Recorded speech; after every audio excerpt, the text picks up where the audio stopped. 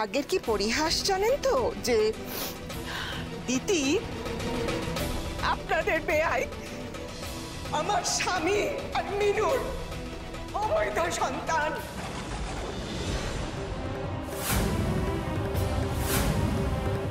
ঘটক দিদি অবৈধ সন্তান? যে বাড়িতে রাধা মাধবের প্রতিষ্ঠান, সেই বাড়িতে এত অনাচার! ছি ছি ছি ছি ছি ছি। ভগবান, আমাকে তুমি তুলে নিচ্ছ না কেন ঠাকুর? তুলে নিচ্ছ না কেন? তোমরা সবাই এরকম করে কেন বলছো? তোমরা তো এটা প্রথম থেকেই জানতে। সব জেনে শুনেই তো তোমরা সবাই বিয়েতে রাজি হয়েছিলে।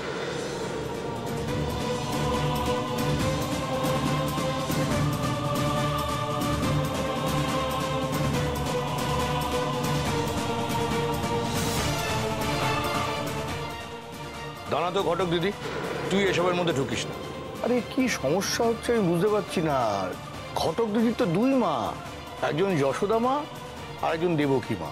সেটাই তো বলছি বারবার, এটা নিয়ে এত সমস্যার কি আছে রে বাবা? থামো, সবকিছু নিয়ে ছেলে খেলা করো না।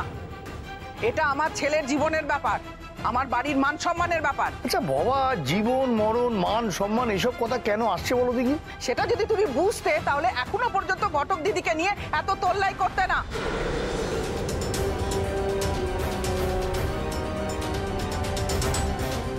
আপনি বললেন না যে আপনি ওর আসল মা নন? আর এই যে, এদিকে আসুন। ইনি ঘটক দিদির আসল মা, তাই তো? হ্যাঁ, আপনারা তো দেখছেনই সে কবে থেকে, কতদিন আগের থেকে মিনুকে এই বাড়িতে নিয়ে এসেও রেখে দিয়েছে। নিজের মা, তার সঙ্গে রক্তের সম্পর্ক, তার প্রতি টান তো একটু অন্যরকমই হয় বেয়ান। তুমি কি বলছো দিদি? দিদিমা তো এর মধ্যে একটাও মিথ্যে কথা আছে। সবই তো আমার পোড়া কপাল, আমি তো অন্য কাউকে দোষ দিচ্ছি না। যে লোকটা পৃথিবীতেই নেই তাকে নিয়ে আর কি কথা বলবো আমি? কিন্তু আমি যে আমার বুকে কত বড় পাথর চেপে রেখে সংসারটা করেছি, সেটা কেউ বুঝবে না, আর আমি কাউকে বোঝাতে যাবও না। আচ্ছা, আপনি বলছি যে আপনি একটা কথা বলুন তো, এই যে এনার মেয়েকে আপনি আপনার ওই পাথর চাপা বুকে আঁকলে মানুষ করেছেন কেন? নিজে সতী সাবিত্রী সাজতে গিয়ে কেস খেয়ে গেছেন তো? সতী সাবিত্রী সাজতে গিয়ে? না গো, সতী সাবিত্রী সাজতে গিয়ে নয়, সে শখ আমার নেই। কেন করেছিলাম জানো? কুমারী মায়ের মেয়ে দিতে।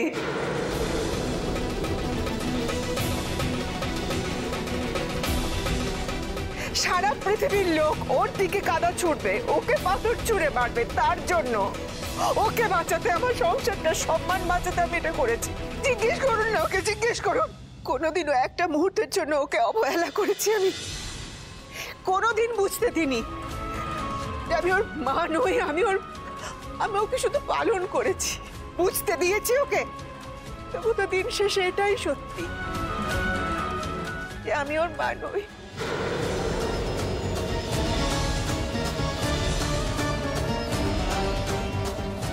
বাবা, লোক দিদি, তুমি তো দেখছি বেশ ধরিবাজ।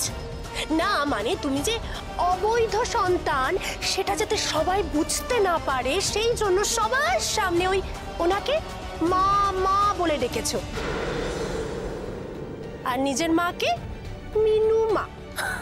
বারে বা, মানে এক ঢিলে দুই পাখি।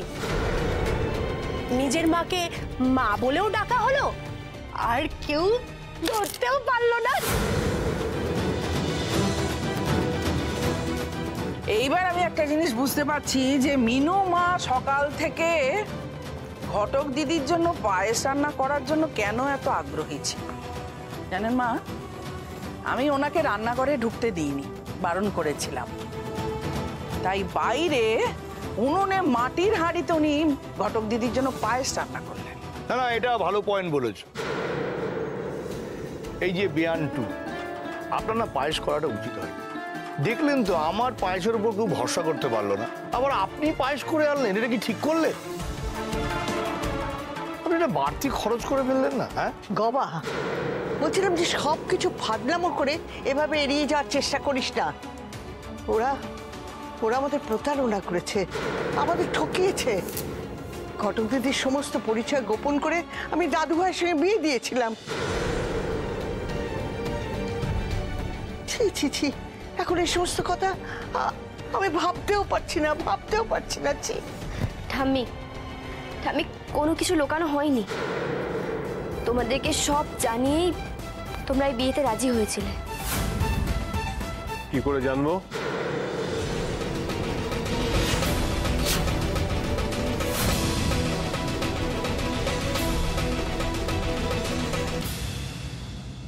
আপনি কি বলেছিলেন?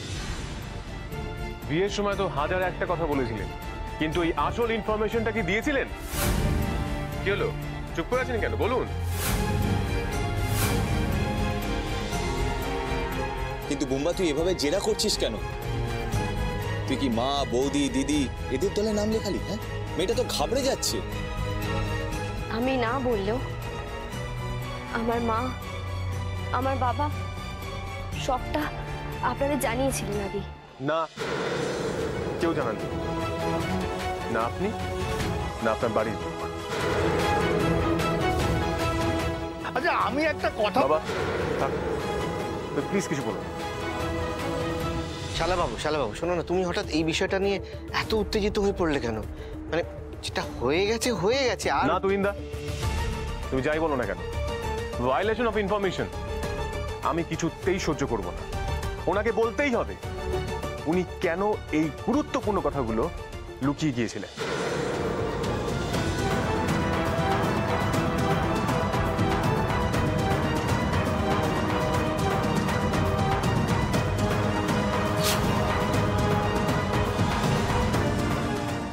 না কাব্য, তোমার কোথাও একটা ভুল হচ্ছে।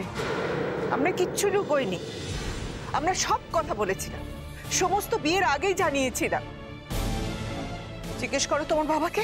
বাবা, দেখেছো কিভাবে তোমার ভালো মানুষের সুযোগ নিতে অলরেডি শুরু করে দিয়েছিলেন?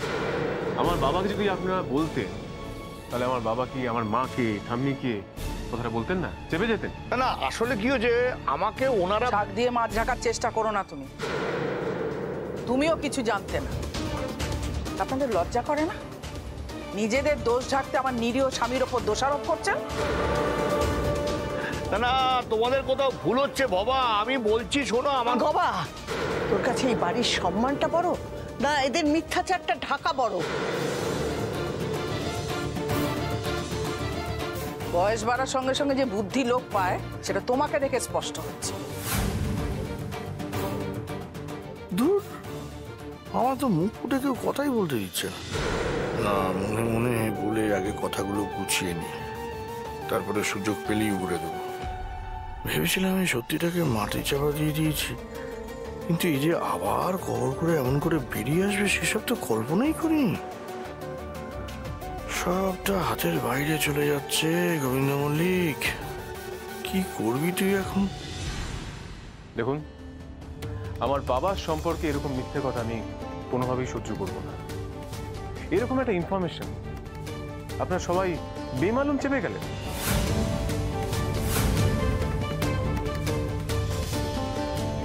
দেখো বাবা, দেখো, যাকে সারাদিন তুমি মেয়ে মেয়ে বলে মাথায় তুলে নাচছো, তাকে দেখো, তার পরিবারকে দেখো কিভাবে তোমার নামে মিথ্যে কথা বলছে। এরা তো তোমাকেই শিখণ্ডি খারাপ করে পার হতে চাইছে। অবশ্য আপনাদের এতদিন যা দেখেছি, চিনেছি, আপনাদের মেয়েকে ঘাট থেকে নামানোর জন্য আপনার যে কোনো মিথ্যে কথাই বলতে পারে। না বাবা, তোমার বুঝতে কোথাও ভুল হচ্ছে। আমিও জানি, আমার মেয়ের জন্ম পরিচয় সবটুকু জানানোর পরে আমার মেয়ে এই বিয়ের পিড়িতে বসতে রাজি হয়েছে। এটাই তোর শর্ত ছিল।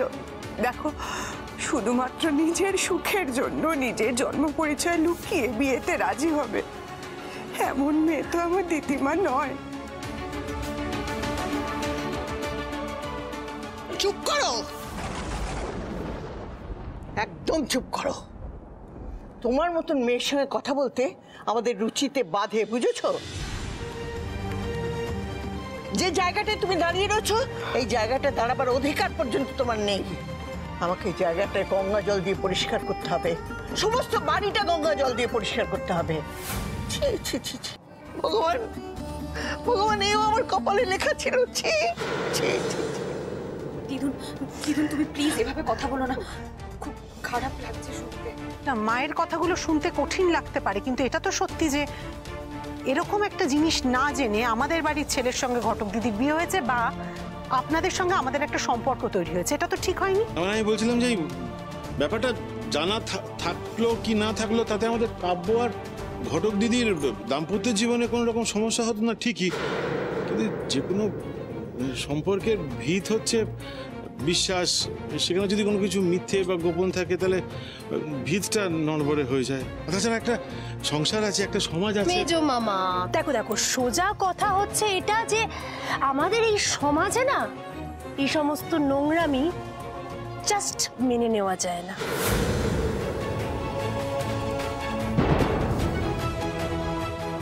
এই ডিভোর্সি মেয়েটার সঙ্গে আমার ছেলেটার বিয়ে দিয়েছিল ঘটক দিদি।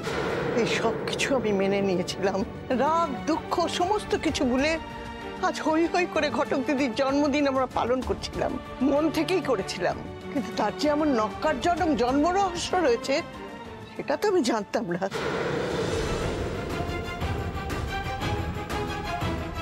এবার আমার ঘটক দিদির ওপর ভীষণ রাগ হচ্ছে। যেটাও দাদা ভাইয়ের সাথে করেছে সেটা কিন্তু চিটিং। গীতি শোনো, তুমি এখন কিছু বলো না, বুঝলে তো? এখানে তো বড়রা আছেন, আর তাছাড়া তুমি ভুলে যেও না এটা এখন তোমার বাপের বাড়ি, তাই এই বিষয়ে এখন কোনো মতামত দিও না, ছেড়ে দাও। কি হলো ঘটক দিদি, চুপছে তুমি? এমনি সময় তো পটর পটর পটর পটর করেই যাও, মুখ দিয়ে ফুলঝুরি ঝরেই যায়। ও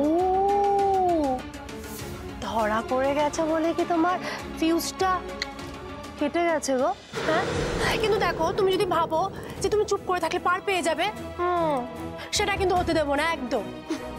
এই ঘটক দিদি কি যেন একটা ওই কি একটা ডায়লগ বলো না তুমি তোমার ওই বিয়ে দেওয়া নিয়ে? সিথি টু শিলিগুড়ি ঢপ দিতে যান নেই জুড়ি, সেই আমাদের ঘটক দিদি।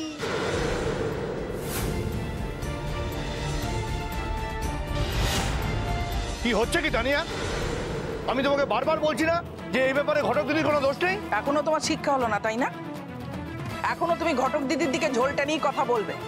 হ্যাঁ, তোমার কথায় না সবসময় চিড়ে ভিজবে না, আর তোমার এই আদিক্ষেতাকে এবাড়ির কেউ আর প্রশ্রয় দেবে না, সহ্য করবে না। মেয়েটাকে সবাই এইভাবে অপদস্থ করছে, অথচ আমাকে ঘটক দিদি একটুও অপদস্থ করছে না। আশ্চর্য, কেমন অসহায় ভাবে তাকিয়ে আছে, মুখের আটি পর্যন্ত কাটছে না। অথচ এটা তো সত্যি, ওর পুরো ঘটনাতে কোনো দোষই নেই। আপনার সব থেকে বড় দোষ কি জানেন? আপনি ধরে নিলেন সবাই আমাদেরকে ইনফরমেশনটা দিয়ে দেবে। আপনি নিজে মুখে আমাদের এই কথাটা বলতেন, তাহলে আজকে এই মিথ্যেবাদীর তকমাটা আপনার লাগতো না, আর আমাকে ওই সমস্যায় পড়তে হতো না।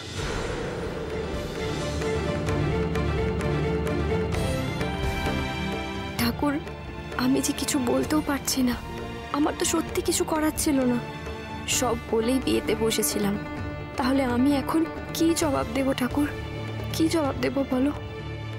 সবাইকে আমার একটা কথা বলার আছে, আর এটাই আমার নির্দেশ।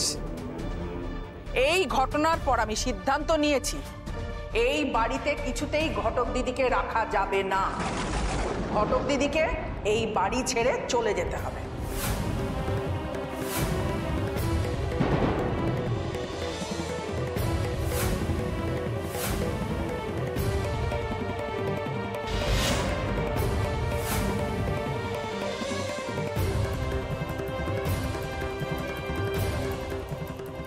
কি হলো, কথাটা কানে গেল না?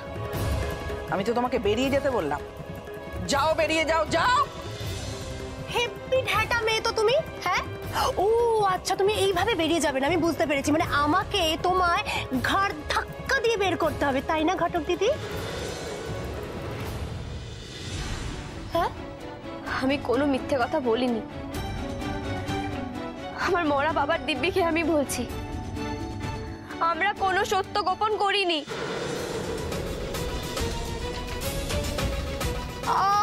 আরে আরে ঘটক দিদি, তুমি যতই ন্যাকা ন্যাকা কথা বলে চেষ্টা করো না কেন, এই বাড়িতে থেকে যাবে। ভেরি সরি গো, তোমাকে এই বাড়িতে থাকতে দেওয়া যাবে না। তোমরা আমাকে এই বাড়ি থেকে বেরিয়ে যেতে বললে, আমি বেরিয়ে যাব, আমি কোনো প্রশ্ন করব না। কিন্তু আমি এখনো জোর গলায় বলবো, আমার মৃত বাবার দীপ্তি, আমি কোনো কথা লুকোইনি।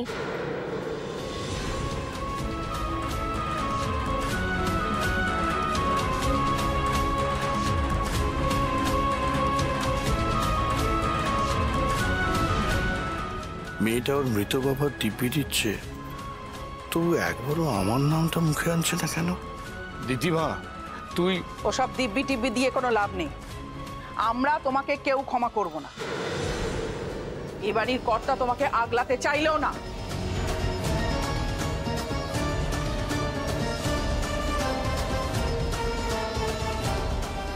খবরদার বলছি, আমাকে তুমি ছোবে না। কোনো অবৈধ সন্তানের স্পর্শ আমি নিই না।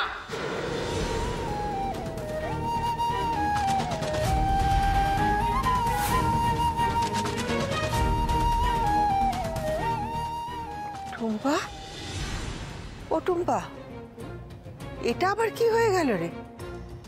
বাড়ি শুদ্ধ লোক তো মেয়েটার সঙ্গে একবারে অচ্ছুতের মতো ব্যবহার করছে। বেশ হচ্ছে, কাব্যর সাথে তো আমাকে বিয়ে হতে দেয়নি। কাকিমা তো ঠিকই বলেছে, আমার স্পর্শ না নেওয়াই ভালো। আমার জন্ম পরিচয় নিয়ে আমার কোনো লজ্জা নেই, কিন্তু তা বলে এই বাড়ির সকলের যে সেই বিষয়ে কোনো অসুবিধা থাকবে না, সেই আশা আমি রাখি না। তাই আমি আমার পরিবারকে নিয়ে এই বাড়ি ছেড়ে চিরকালের মতন চলে যাব।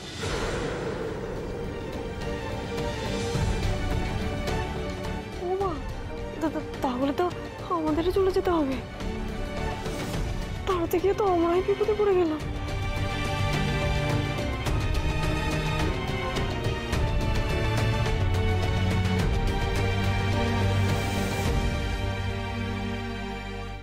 দাঁড়ান, আপনার কোথাও যাওয়া হবে না।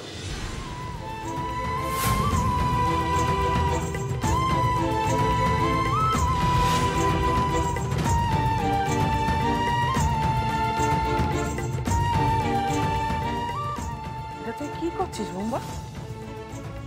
এত কিছু ঘটনা ঘটে যাওয়ার পরও এক নিমেষে তুই পাল্টি খেয়ে ওই মেয়েটাকে এই বাড়িতে রাখতে চাইছিস? বোম্বা, লোকে থুতু ফেলবে গায়ে। সমাজ, সংস্কার, নিয়ম কানুন সব তুই রসাতলে পাঠাবি, সেটা আমি হতে দেব না, কিছুতেই দেব না। কি হলো, এখনো দাঁড়িয়ে রয়েছে কেন? যাও, বেরিয়ে যাও, বেরিয়ে যাও এই বাড়ি থেকে, যাও। ও এভাবে যাবে না বড় মামি, ওকে ধাক্কা দিয়ে বাড়ি থেকে বের করে দিতে হবে। চলো।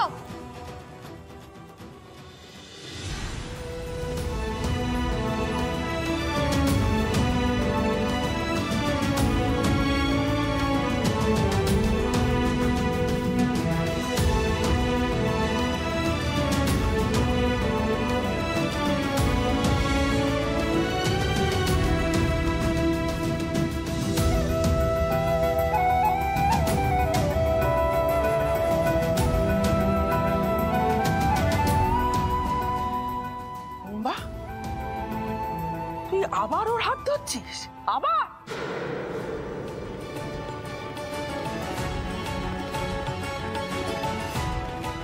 আমাকে যেতে দিন, আমাকে যেতে হবে। শুনুন, আপনি বেশি কথা বলবেন না, চুপচাপ এখানে দাঁড়িয়ে থাকবেন, কেমন? আর তোমাদের সবাইকে আমি বলছি, হ্যাঁ আমি মানছি আমার সাথে ঘটকদিদির বনিবনা হয় না, মাঝে মাঝে ঝগড়া হয়, আমরা একে অপরকে বলি বাড়ি থেকে বেরিয়ে যেতে, তাতে কি হয়েছে? হয়তো একদিন আমরা সেপারেট হয়ে যাব, হয়তো বলে দেবো আমরা একসাথে থাকবো না, কিন্তু আজকে ওনাকে যেই কারণে এই বাড়ি থেকে বের করে দেওয়া হচ্ছে সেটা কোনো কারণই না। হ্যাঁ,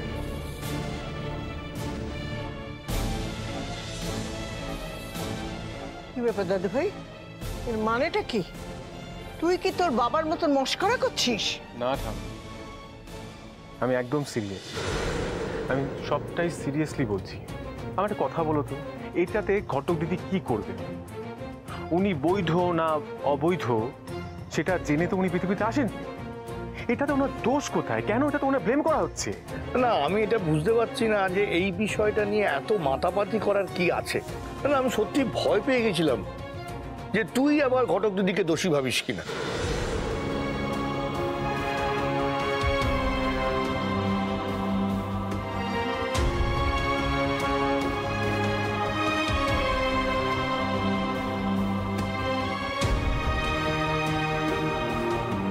এই বাড়িতে তোমার কথাটাই কিন্তু শেষ কথা নয়। মা, আপনার ছেলেকে বোঝান, ওরা বাপ আর ছেলে মিলে দল পাকিয়ে যতই ঘটক দিদির জন্ম রহস্যটা ধামাচাপা দিয়ে রাখতে চেষ্টা করুক, সেটা কিন্তু পারবে না। ঠিকই তো, এখন চাইলে বিষয়টাকে তোমরা লুকিয়ে রাখতেই পারো, কিন্তু লোক সমাজে যখন জানাজানি হয়ে যাবে তখন এই পাড়ায় মুখ দেখাতে পারবে তো? সবাই তো ছি ছি করবে। আর তোমার ব্যবসা, সেটাও তো লাচে উঠবে। এক মিনিট, তোমাদের সমস্যাটা কোনটা নিয়ে আমার একটু ক্লিয়ারলি বলবে? হ্যাঁ, উনি অবৈধ বলে, মানে যেটা ওনার হাতে নয়, নাকি লোকে কিছু বলবে বলে? মানে লোকেরা তো অনেকেই অনেক কিছু বলে, সব কথা যদি শুনতে যাও তাহলে তো নিঃশ্বাস নেওয়াই বন্ধ করে দিতে হবে। এমন করেও কেউ ভাবতে পারে? আমি তো কল্পনাই করতে পারিনি। তবু বাড়ির প্রায় সবার বিরুদ্ধে গিয়ে আমার পাশে দাঁড়াতে গিয়ে উনি সকলের চক্ষুশূল হন। আমি এটা কোনো দিনও চাই না। উকিলবাবু ঠিক বলেছেন।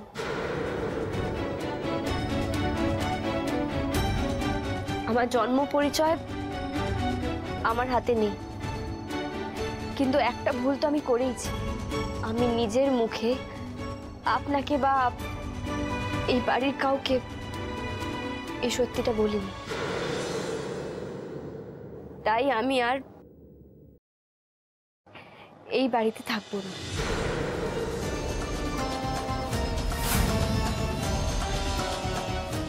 দেখুন, আপনি অকারণে জেদ করবেন। এত অবুঝে মতো কথা কেন বলছেন? আচ্ছা মা, উনি না অবুঝ, তুমি তো বুঝতে পারো আমি যখন কোনো কথা বলছি আমার নিশ্চয়ই কোনো মানে আছে। হ্যাঁ, তুমি কেন বুঝতে চাইছো না? দেখো মা, ঘটক দিদির এখানে কোনো দোষ নেই। আমি ওনাকে কিছুতেই বাড়ি থেকে যেতে দেব না।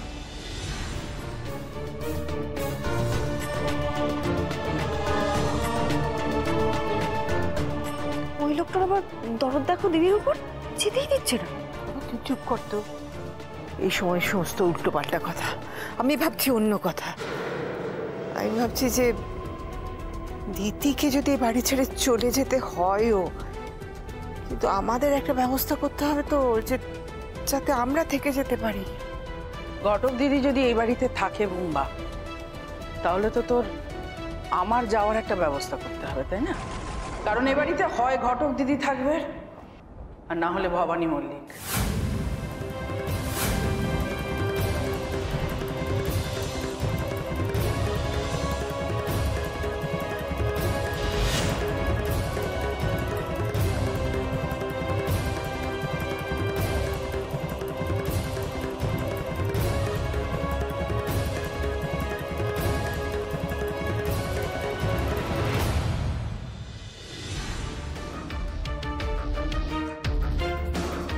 এই যে ব্যাগ গুছিয়ে এনেছি, ধরুন।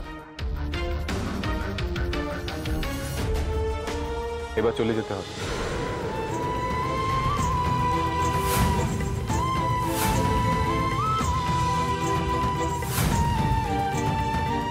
বুম্বা আমার একটা কথাতে মত বদলে নিল। ঠাকুর, ঠাকুর তুমি মুখ তুলে চাইলে, ঠাকুর মুখ তুলে চাইলে। যে বুম্বা একটু আগে ঘটক দিদিকে থাকতে দেওয়া নিয়ে উঠে পড়ে লেগেছিল, সেই বুম্বারই সমাধি হলো। মা আর বউয়ের মধ্যে মাকেই বেছে নিল। আহা পাছা আমার, আমার বুম্বা, এটা আমার ছেলে। হ্যাঁ বাবা, মাকে রাখবি বলে এক কথায় বউয়ের হাতে ব্যাগটা গুছিয়ে দিয়ে দিলি। হ্যাঁ,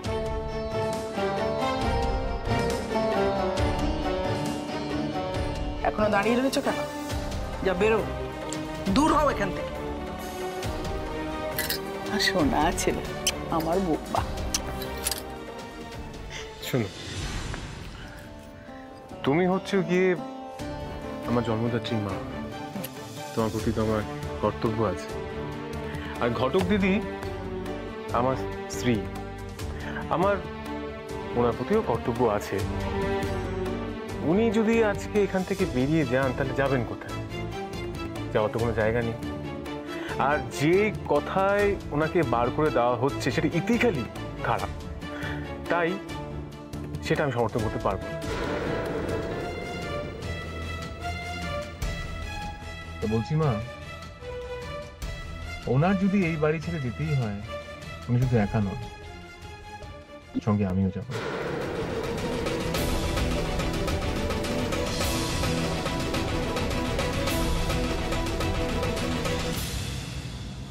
আর ওই ব্যাগটা দেখতে পাচ্ছ?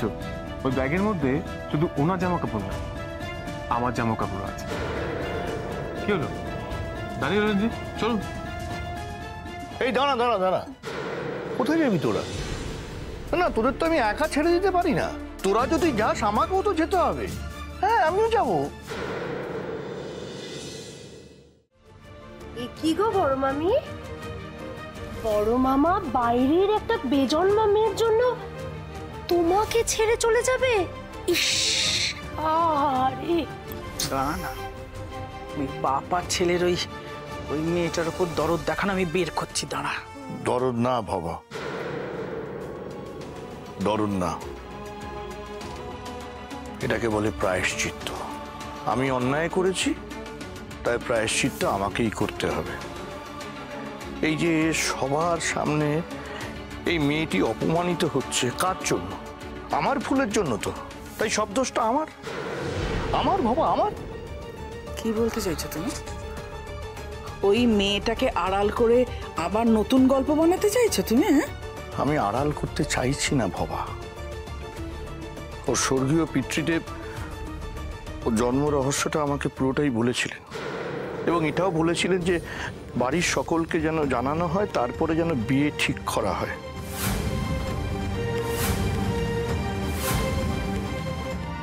আমি নিজেও মিথ্যে বলি না, আমি ওকেও মিথ্যে বলা শেখাইনি। তাই আপনি যখন বিয়ের প্রস্তাব আনলেন, আমার দিদিমা আমাকে এসে বলল যে বিয়ে যদি করতেই হয় সব সত্যি আপনার কাছে জানিয়ে তারপর বিয়ে করব। কিন্তু কাকু, বিয়ের আগে কাব্যু বাবু, কাকিমা আর বাড়ির সকলকে এই কথাটা আপনাকে জানাতে হবে। কথাটা না জানিয়ে আমি কিন্তু বিয়ে করব না। এবং শুধু ওর বাবা না, আমাদের ঘটক দিদিও আমাকে বলেছিল যে ওর জন্ম বৃত্তান্ত যেন বাড়ির সকলে জানে, তারপরে মত দেয়। কিন্তু ওকে দেখার পর আমার মনে হলো এই ঘটক দিদি আমার বাড়ির, আমার ছেলের বউ হওয়ার যোগ্য। তাই সত্যি বলছি বাবা, আমি এই জন্ম বৃত্তান্ত, তার রহস্য, এগুলো নিয়ে না ভাববার অবকাশ পাইনি। আমি সত্যি বলছি, আমার কাছে বড় হয়ে উঠেছিল ও আমার ছেলের বউ হবে, ব্যাস, আর কিচ্ছু না। কিন্তু তখন একটা আশঙ্কাও আমার ছিল যে এইটা নিয়ে, এই জন্ম রহস্য নিয়ে, জন্ম বৃত্তান্ত নিয়ে এই বাড়িতে আবার একটা অশান্তি হবে, এবং সেই আশঙ্কাটা যে সত্যি সেটা তো আজকে প্রমাণ করে দিলে তোমরা, তাই না? হ্যাঁ মা, মা আমি তোমার কাছে ক্ষমা চাইছি মা। বাবা, আমি সত্যি তোমার কাছে ক্ষমা চাইছি। আমার না তোমাদের বিষয়টা বলা উচিত ছিল, বোঝানো উচিত ছিল, কিন্তু বিশ্বাস করে আমি কেন বলিনি জানো?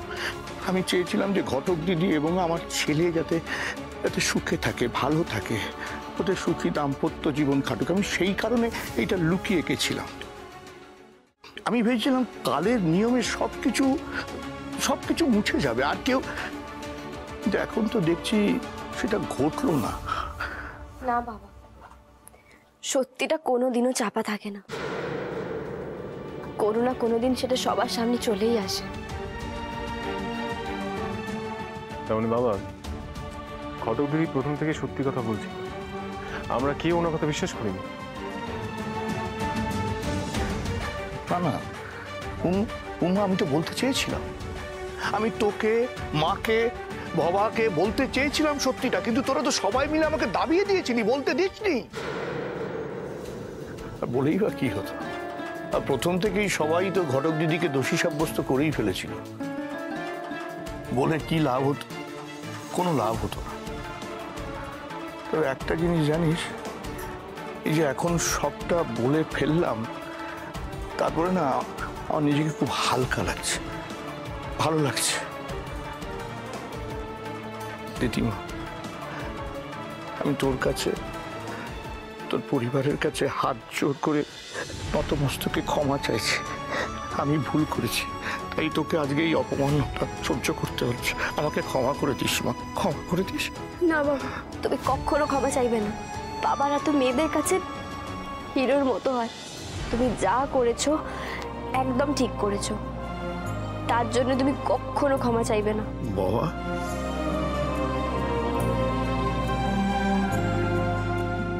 বাবা শুনলে তুমি ওর কথা?